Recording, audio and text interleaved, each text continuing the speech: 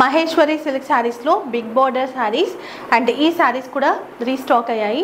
చాలా సార్లు రీస్టాక్ చేస్తూనే ఉన్నాము. నేను వేసుకుంది maroon and black colour combination. కూడా మనకి ఇట్లా లీఫ్ డిజైన్ కానీ ఫ్లవర్స్ తో ఇలా వస్తుంది అనమాట.